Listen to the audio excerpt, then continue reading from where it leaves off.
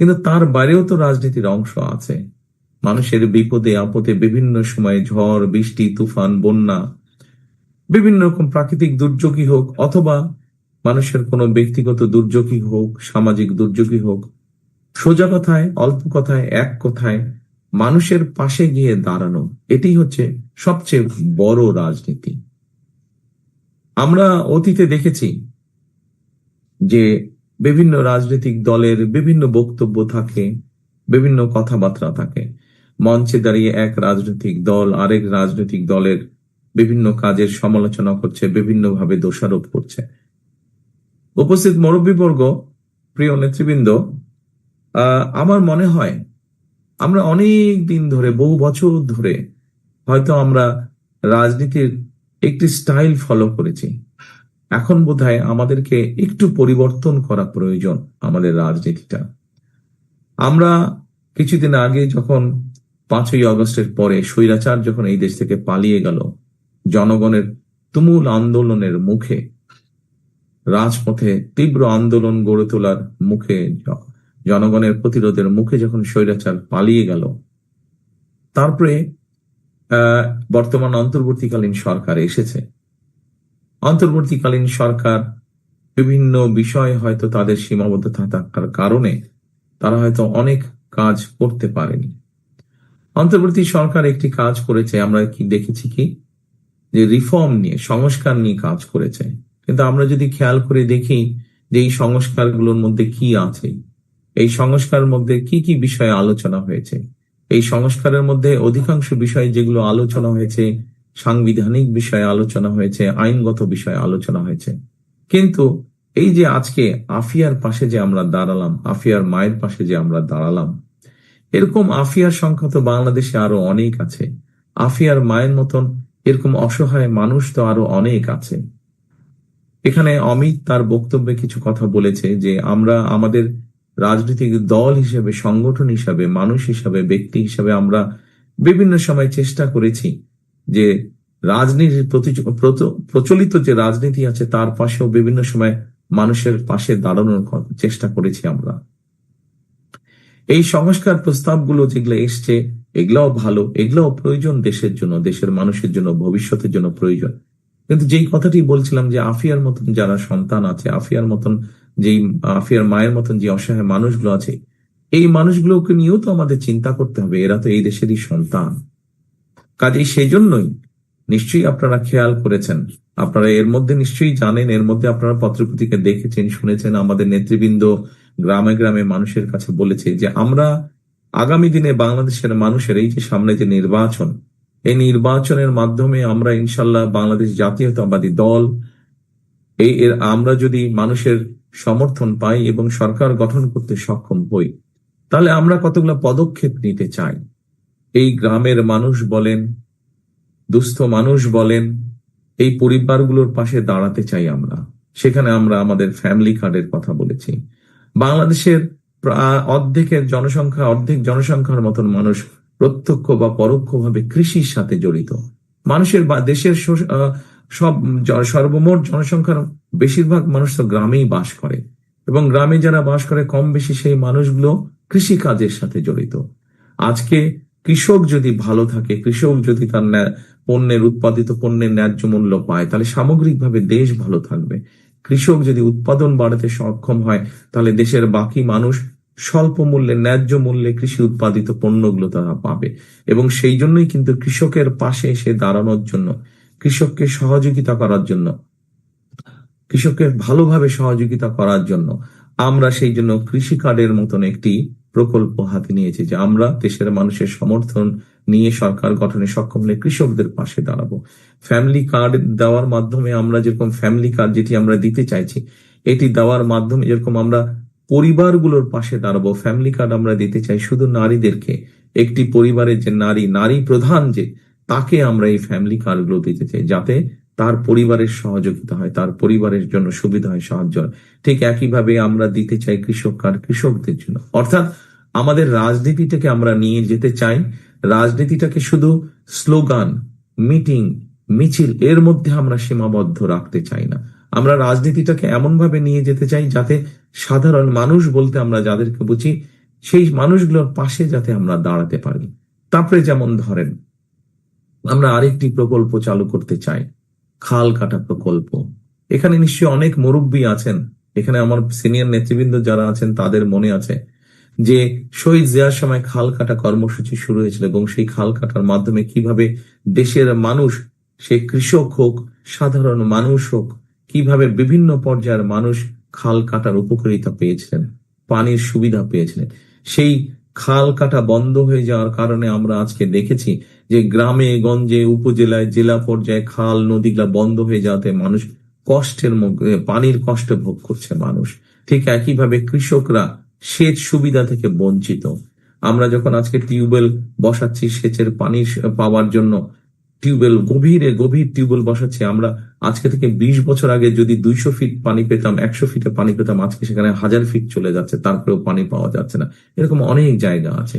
এই সমস্যাগুলোকে বের করে আনার জন্য আমরা খাল খনন কর্মসূচি শুরু করতে চাইছি, যা শুধুমাত্র গ্রাম অঞ্চলের মানুষরা, যা শহরের মানুষের জন্য উপকার হবে, সামগ্রিকভাবে দেশের মানুষের জন্য উপকার হবে। পানির সমস্যার সমাধান আমরা দেখি কি, বর্ষাকালে যখন অতিবৃষ্টি হয় অথবা সীমান্তের উপর থেকে যখন হঠাৎ করে বাঁধ খুলে দেওয়া হয়, আমাদের দেশের বিভিন্ন অঞ্চল ভেসে যায় পানিতে, মানুষের দুর্দশা বেড়ে যায়, ঘর বাড়ি ভেঙে যায়, গবাদি পশু ভেসে চলে যাচ্ছে। আমরা এই বন্যাকে নিয়ন্ত্রণ করা হোক, পানির সুবিধার জন্য হোক, সেচ সুবিধার জন্য খাল খনন কর্মসূচি, যেই কাজগুলো করলে সাধারণ মানুষ সরাসরি সুযোগ সুবিধা পাবে, সেই কাজগুলো আমরা করতে চাইছি। অর্থাৎ রাজনীতিটাকে আমরা নিয়ে যেতে চাচ্ছি মানুষের উপকারের জন্য। শুধুমাত্র যে আমরা মিটিং মিছিলের মধ্যে রাজনীতি রাখতে চাইছি না, শুধুমাত্র এক দল আরেক দলকে শুধু দোষারোপ করবে। এই দোষারোপের রাজনীতি করলে তো মানুষের পেট ভরে না। কি করলে মানুষের পেট ভরবে, কি করলে মানুষ ভালো থাকবে, সেই কাজগুলো আমরা শুরু করতে চাই, সেই কাজগুলো আমরা করতে চাই। দেখুন, আরেকটি কথা যেমন বলি, এই যে আজকে যে বাচ্চাটা আফিয়া, ও বাচ্চাটা যে আজকে যেই বেচারা, যেই কারণে তার বাবা তাকে ছেড়ে চলে গেছে, অর্থাৎ ওর অনেক অল্প সংখ্যক মানুষের হয়, কিন্তু ও বেচারারও এই রোগটি হয়েছে, যে কারণে তার শরীরের রংটা অন্যরকম। গ্রামের মানুষ বিশেষ করে আজকে চিকিৎসা সুবিধা, বেসিক যে চিকিৎসা, মৌলিক যে চিকিৎসা সুবিধা, এই চিকিৎসা সুবিধা থেকে আমাদের লক্ষ লক্ষ কোটি কোটি মানুষ বঞ্চিত। আজকে আমরা গ্রামের মানুষের কাছে, বিশেষ করে মা বোনদের কাছে, বিশেষ করে শিশুরা যাতে গ্রামে যারা বসবাস করছেন তারা যাতে স্বাস্থ্য সুবিধা পান, সেই জন্য আমরা একটি পরিকল্পনা গ্রহণ করেছি। কি সেই পরিকল্পনা? আজকে এই যে কথাগুলো বলছি, এখানে আপনারা যারা আছেন সবাই কিন্তু আপনারা চাঁদপাড়া গ্রামে বাস করেন, অর্থাৎ এখানে উপস্থিত মোটামুটি সবাই কিন্তু, অধিকাংশ মানুষ গ্রামের মানুষ। অর্থাৎ দেশ গ্রামের মানুষ যারা আছেন তাদের জন্য বিএনপির কি পরিকল্পনা, সেগুলো সংক্ষেপে আমি আজকে আপনাদের সামনে দু একটি কথার মাধ্যমে বলতে চাইছি। স্বাস্থ্য সুবিধাটা আমরা গ্রামের মানুষের কাছে পৌঁছে দিতে চাই। অনেক বাংলাদেশে বহু বোন আছেন, বহু মা আছেন যারা বছরের পর বছর ধরে বিভিন্ন শারীরিক কষ্ট ভোগ করছেন, কিন্তু হয়তো সদর উপজেলা হাসপাতালে যেতে পারছেন না, সদর জেলা হাসপাতালে যেতে পারছেন না, হয়তো ছেলে টাইম পাচ্ছে না, হয়তো ভাই টাইম পাচ্ছে না, হয়তো স্বামী সময় করতে পারছে না, তাকে নিয়ে যেতে পারছে না। আমরা স্বাস্থ্যকর্মী নিয়োগ করতে চাই। স্বাস্থ্যকর্মী নিয়োগ করার মাধ্যমে আমরা এই সুবিধাটা, অর্থাৎ বিশেষ করে মা বোনদের জন্য, বিশেষ করে ছোট ছোট বাচ্চাদের জন্য যারা একা হাসপাতালে যেতে পারে না, তারা যাতে ঘরে বসে মৌলিক যে চিকিৎসাগুলো, সেই চিকিৎসা সুবিধা যাতে তারা পায়, সেই জন্য আমরা দেশে 1 লক্ষ স্বাস্থ্যকর্মী নিয়োগ করতে চাচ্ছি। তাদেরকে আমরা ট্রেনিং দিব এবং এই স্বাস্থ্যকর্মীরা গ্রামে গ্রামে যাবে। এখানে যারা সিনিয়র নেতৃবৃন্দ আছে, এই গ্রামে যারা মুরব্বীরা, আপনারা আজকের এই অনুষ্ঠানে উপস্থিত আছেন, আপনাদের নিশ্চয়ই মনে আছে শহীদ জিয়ার সময় কিন্তু পল্লী চিকিৎসক ছিল, নিশ্চয়ই এখনো আছে কিছু কিছু। শহীদ জিয়ার সময় পল্লী চিকিৎসক ছিল, অর্থাৎ গ্রামের মানুষ কষ্ট করে যাতে তাদেরকে খুব সিরিয়াস কোনো অসুখ বিসুখ না হলে, ছোটখাটো অসুখ বিসুখ যাতে ঘরে বসেই তাদেরকে আমরা চিকিৎসার সুবিধা দিতে পারি, সেইটির ব্যবস্থা আমরা করতে চাইছি। আরেকটি বিষয় আছে, আমরা বিভিন্ন শ্রেণী পেশার মানুষ, আমরা এই যে বলেছি, একটু আগে বললাম ফ্যামিলি কার্ডের কথা, এই ফ্যামিলি কার্ড দেওয়ার মাধ্যমে আমরা যেরকম মা বোনদেরকে সহযোগিতার হাত বাড়িয়ে দিতে চাইছি, তাদেরকে আমরা স্বাবলম্বী করে গড়ে তুলতে চাইছি। আপনাদের নিশ্চয়ই মনে আছে দেশনেত্রী খালেদা জিয়ার সময় আমাদের নারীদের শিক্ষা, যারা নারীরা যাতে শিক্ষা পায়, ওই জন্য দেশনেত্রী খালেদা জিয়া যখন দেশ পরিচালনার দায়িত্বে ছিলেন, উনি কি করেছিলেন, উনি কিন্তু মেয়েদের শিক্ষা ক্লাস 12 পর্যন্ত, ইন্টারমিডিয়েট পর্যন্ত মেয়েদের শিক্ষা ব্যবস্থা ফ্রি করে দিয়েছিলেন। গত 25 বছরে কিন্তু বাংলাদেশের নারী সমাজের বহু নারী কিন্তু সেই সুবিধাটা পেয়েছে। কিন্তু শিক্ষার পাশাপাশি দেশনেত্রী খালেদা জিয়া নারীদেরকে শিক্ষার সুযোগ দিয়েছিলেন। আজকে আগামী দিনে ইনশাল্লাহ বিএনপি আপনাদের সমর্থন নিয়ে সরকার গঠনে সক্ষম হলে এই শিক্ষিত নারী সমাজকে আমরা অর্থনৈতিকভাবে স্বাবলম্বী করে গড়ে তুলতে চাই। নারীরা যদি অর্থনৈতিকভাবে স্বাবলম্বী হয়ে গড়ে তুলতে পারে, তাহলে এই দেশকে আমরা সামনের দিকে খুব দ্রুত নিয়ে যেতে পারবো। দেখেন, একটা সংসার নারী একজন এবং একজন পুরুষ মিলিয়ে একটি সংসার তৈরি হয়। শুধু পুরুষ যদি কাজ করে, নারী যদি কাজ না করে, সংসারটা সুন্দর হতে পারবে? সুন্দর হতে পারবে না। ঠিক একইভাবে দেশের অর্ধেক জনসংখ্যা হচ্ছে নারী। সেই নারীদেরকে যদি আমরা সহযোগিতা না করি, তাহলে তো দেশকে আমরা এগিয়ে নিতে পারবো না। সেজন্য আমরা চাই, যেই নারীরা শিক্ষিত হয়েছে, গত 20 বছর 25 বছর ধরে শিক্ষিত হয়েছে, খালেদা জিয়া যে সুবিধা তৈরি করেছেন, আগামী দিনে বিএনপি সরকার ইনশাল্লাহ সেই নারীদেরকে অর্থনৈতিকভাবে স্বাবলম্বী করতে চাই। সেই জন্যই আমরা সেই ফ্যামিলি কার্ড দিতে চাই। খালেদা জিয়ার সময় আপনাদের খাল খননের মাধ্যমে যেরকম শহীদ জিয়া কৃষকদের সেচের সুবিধা করে দিয়েছিলেন, আপনাদের নিশ্চয়ই এখানে অনেকে আছেন যাদের মনে আছে খালেদা জিয়া 91 সালে যখন সরকার গঠন করলেন, তখন কিন্তু কৃষকদেরকে 5,000 টাকার সুবিধা, কৃষি ঋণ মৌকুফ করে দিয়েছিলেন। 25 বিঘা পর্যন্ত জমির খাজনা মৌকুফ করে দিয়েছিলেন। 10,000 টাকা যাদের যাদের কৃষি ঋণ ছিল, তাদের সুদটা মৌকুফ করে দিয়েছিলেন। আমরা এবার কৃষক কার্ডের মাধ্যমে কৃষকদের পাশে আরো শক্তভাবে সরকার দাঁড়াতে চাই, যাতে কৃষকদেরকে সুবিধা দিতে পারি। এইভাবে বিভিন্ন শ্রেণী পেশার মানুষকে পাশে আমরা দাঁড়াতে চাই। আমরা সরকার গঠন করলে আরেকটি মানুষ আছে, আরেক শ্রেণীর মানুষ আছে যাদের পাশে আমরা দাঁড়াতে চাই। এই মানুষগুলা কিন্তু আমাদেরকে আমাদের জন্ম থেকে মৃত্যু পর্যন্ত, আমাদের আনন্দের সময় যেরকম আমাদের পাশে এই মানুষগুলো থাকেন, ঠিক আমাদের জীবনের দুঃখের সময়গুলো এই মানুষগুলো থাকেন। বিভিন্ন সময় জীবনের বাঁকে বাঁকে আমরা যখন বিভিন্ন সংকটে পড়ি, এই মানুষগুলো আমাদেরকে পরামর্শ দেন। কারা সেই মানুষগুলো? সেই মানুষগুলো হচ্ছেন আমাদের মসজিদের ইমাম সাহেব, আমাদের খতিব সাহেবরা, আমাদের মুয়াজ্জিম সাহেবরা সহ অন্য ধর্মেরও যারা ধর্মগুরু আছেন, সেই মানুষগুলো। আমরা চিন্তা করেছি যে আমরা ইনশাল্লাহ সরকার গঠনে সক্ষম হলে আগামী এই যে 12ই ফেব্রুয়ারি নির্বাচন, এই নির্বাচনে আমরা সরকার গঠনে সক্ষম হলে আমরা আমাদের মসজিদের ইমাম সাহেব, খতিব সাহেব, মুয়াজ্জিম সাহেব সহ অন্য ধর্মগুরু যারা আছেন, তাদের জন্য আমরা সরকারের পক্ষ থেকে একটি ভাতার ব্যবস্থা, আমরা সম্মানের ব্যবস্থা আমরা করতে চাই, যাতে এই মানুষগুলো আত্মসম্মান বোধ নিয়ে সমাজে আরো শক্তভাবে, সুন্দরভাবে, সম্মানের সঙ্গে যাতে তারা বেঁচে থাকতে পারে। কাজে আমরা প্রত্যেকটি শ্রেণী পেশা মানুষের ব্যাপারে চিন্তা করেছি। আজকে আফিয়ার পাশে যেমন আমরা দাঁড়িয়েছি, এরকম বাংলাদেশের হাজার হাজার যারা আফিয়া আছে, যারা অসহায় মা আছে, তাদের পাশে আমরা দাঁড়াতে চাই। একটি রাজনৈতিক দল হিসাবে যখন আমরা শুধু দল হিসেবে থাকছি, তখন আমাদের অবস্থান থেকে আমরা কিছু মানুষকে হয়তো সহযোগিতা পাশে দাঁড়াতে পারছি, কিন্তু যখন আমরা সরকারে থাকবো, তখন সরকারের যে শক্তি আছে, সেই শক্তি নিয়ে আমরা আমাদের কাজগুলোকে সেইভাবেই গড়ে তুলতে চাই যে সাধারণ মানুষ যাতে উপকৃত হয়।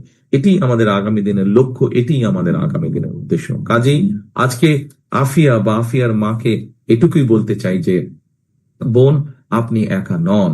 আফিয়ার মতন বাংলাদেশের হাজারো যারা মা বোন আছেন, সকলকে আমরা বলতে চাই, আপনাদের পাশে বিএনপি আছে। ইনশাল্লাহ বিএনপি আগামী দিনে সরকার গঠন করলে আপনাদের পাশে আরো দৃঢ়ভাবে, খালেদা জিয়া যেমন আপনাদের পাশে ছিলেন, ঠিক খালেদা জিয়ার দল বিএনপিও ইনশাল্লাহ আগামী দিনে শক্তভাবে, দৃঢ়ভাবে আপনাদের পাশে থাকবে। এই দেশের নারী সমাজকে কর্মসংস্থানের ব্যবস্থা করা, তাদেরকে অর্থনৈতিকভাবে শক্তিশালী ভিত্তির উপরে গড়ে তোলা, এটি হচ্ছে বিএনপির অন্যতম প্রধান গুরুত্বপূর্ণ দায়িত্ব। এটি হচ্ছে বিএনপির অন্যতম গুরুত্বপূর্ণ শপথ। কাজে আসুন, আজকে যদি আমাদেরকে সুন্দরভাবে আমাদের সেই প্রত্যাশিত বাংলাদেশ গড়ে তুলতে হয়, তাহলে কথা একটি, কাজ একটি। করব কাজ, গড়ব দেশ, সবার আগে বাংলাদেশ। উপস্থিত সকল সম্মানিত উপস্থিতিবৃন্দ, আসুন আমরা সেই শপথ নিয়ে আজকে আমরা এগিয়ে যাই আমাদের প্রত্যাশিত বাংলাদেশ গড়ে তোলার জন্য। সকলকে আবারও ধন্যবাদ। আমি বিশেষ করে অমিতকে ধন্যবাদ জানাতে চাই যে তার এত প্রতিকূলতার মাঝেও আফিয়ার পাশে এসে যে দাঁড়িয়েছে, আফিয়ার পরিবারের পাশে এসে যে দাঁড়িয়েছে। সেই জন্য আমি আমার ব্যক্তিগত পক্ষ থেকে আমি অমিতকে ধন্যবাদ জানাতে চাই। ইনশাল্লাহ অমিতের মতন আরো নেতা আমরা তৈরি করবো এই দলে, যারা মানুষের বিপদের সময় মানুষের পাশে গিয়ে দাঁড়াতে পারবে, মানুষের প্রয়োজনের সময় মানুষের পাশে গিয়ে দাঁড়াতে পারবে। আমরা অমিতের মতন যত নেতা তৈরি করতে পারবো এই দলে, তত বেশি ভাবে আমরা মানুষের পাশে দাঁড়াতে পারবো ইনশাল্লাহ। সকলে ভালো থাকবেন, আপনাদের সাথে ইনশাল্লাহ দ্রুতই দেখা হবে। আসসালামু আলাইকুম, আল্লাহ হাফিজ। বাংলাদেশ জিন্দাবাদ, বাংলাদেশ জাতীয়তাবাদী দল জিন্দাবাদ।